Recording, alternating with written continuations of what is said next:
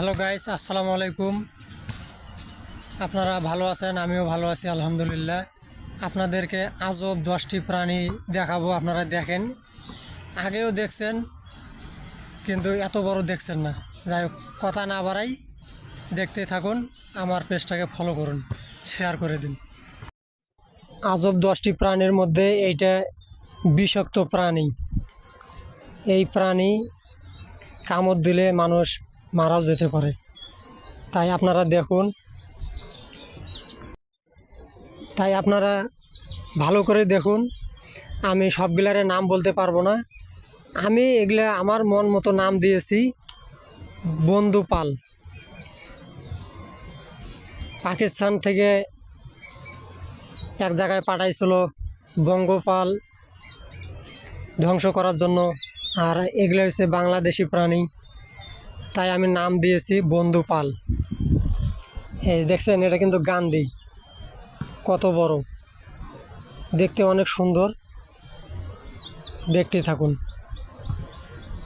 আমার কাছে খুবই সুন্দর লাগতেছে। এই যে তার কিন্তু এক সাইডে 3টা পাও আর এক সাইডে 2টা পাও, এই জন্য কষ্ট হইতেছে। এই যে এটা আর কি জানি খাইতেছে, দেখছেন? এই যে এটা আবার ট্রেন, বলতে পারেন এটা কি প্রাণী? এই যে কত সুন্দর হাঁটতেছে, মনে হয় যে ট্রেন চলতেছে, অনেক সুন্দর।